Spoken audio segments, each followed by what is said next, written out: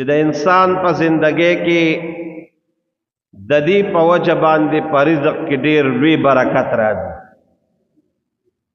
او که تاسو ته یاد وي نو ما تاسو ته خبره کړې وه چې موږ پښتانه خو رزق د خوراک او څښاک ته وایو، خو زمونږ د علما د رزق اطلاق صرف په خوراک څښاک نه کوي، بلکې زمونږ او ستاسو چې څومره ضروریات زندگی ده، یعنی د ضرورت څیزونه دي، په دې ټولو د رزق اطلاق کیږي علما وایي.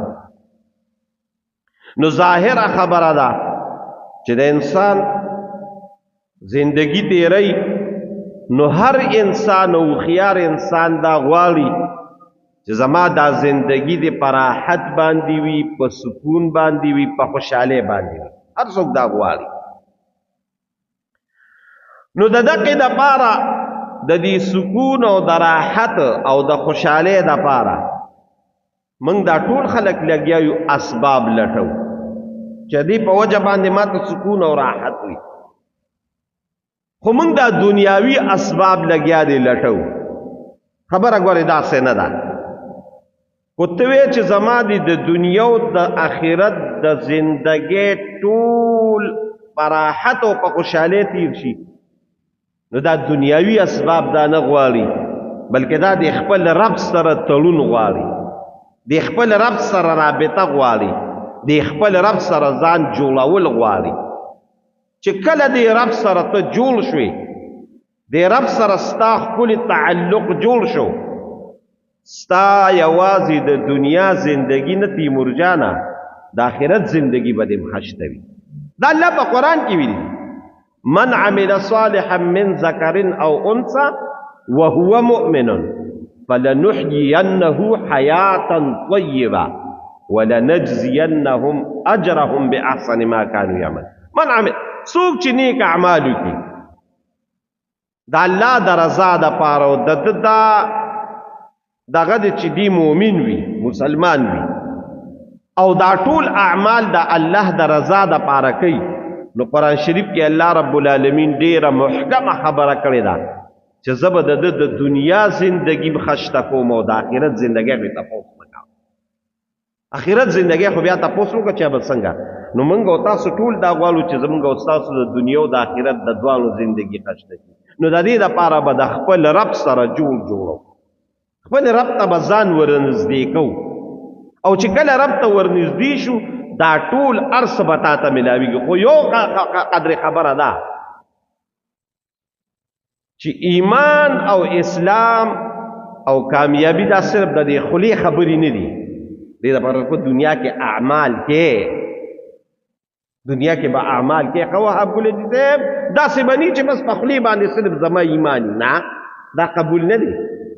وایا تیمور جانا احسب الناس ان يتركوا ان يقولوا آمنا وهم لا یفتنون.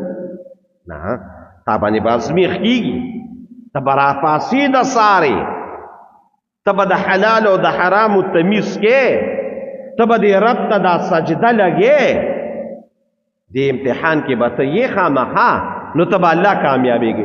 نو دغه امتحان کې چې کامیابېږي او رب ته ورنږدې کېږي، نو دې کې به د دنیا کې به څه نیک اعمال کې، پاغه اعمالو باندې به دوام کې، نو ستا به الله دنیا هم خشته کوي او آخرت هم خشته کوي. نو که تاسو ته په تېره جمعه یادو، نو ما راته یو څلور خبرې یادې کړې وې چې دا د انسان په زندګۍ کې برکت راوړي، او د برکت تعریف مې راته کړو په تېره جمعه باندې، اوس یې راته نه کوم چې برکت څه ته وایي.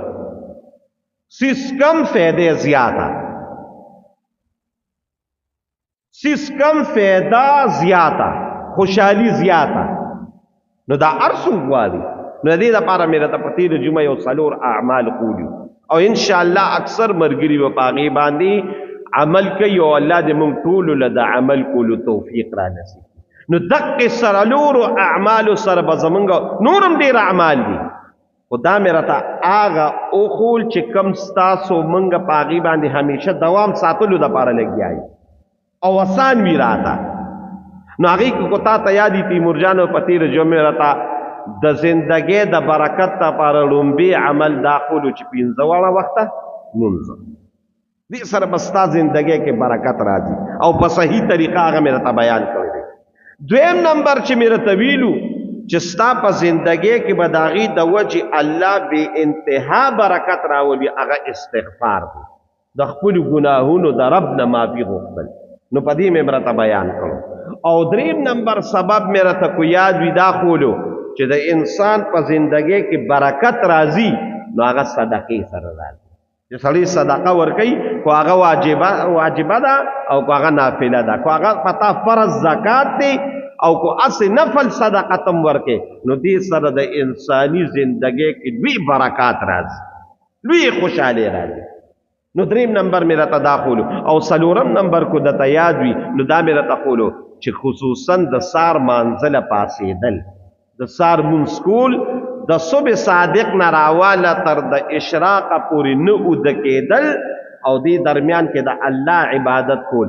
او کو بیا تقدیر وی چې نورم ښه مقام ته ورسم نو بیا د هغې دپاره دا و چې د تهجد مونځو سره یو ځای کې په هغې موږ مخکې جمعه کې بیان کړی دی او بیا به هم بیان نه وکړو. نو دې سره به ستا په زندګۍ کې بې انتها برکات راځي، بې انتها برکات.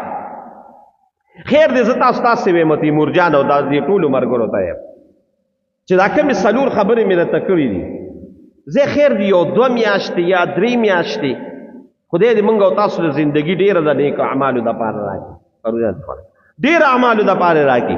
خو خیر تاسو یو 2-3 میاشتې په دې باندې دوام وساتئ، کو ستاسو په زندګۍ کې برکت را نغی چې څه قسمه جرم کوی زه منم، والله العظیم برکت به راځي. نو په دې څلورو اعمالو باندې چې موږ او تاسو عمل کوو الله به زموږ په زندګو کې برکت راولي، الله دې راولي. اوس چې ته وې یاره زما دا زندګي دې برکتي شي او د غیر برکت نه وساتلی شم، د بې برکتۍ نه وساتلی شم، نو دا بې برکتي م ګورې ډېر ناکاره عمل دی او ډېره ناکاره سزا ده چې د زندګۍ نه کله برکت وځي دا سړی تباه و برباد دی، دا نیست او نابود دی، د دنیا او آخرت دواړه تباه دي.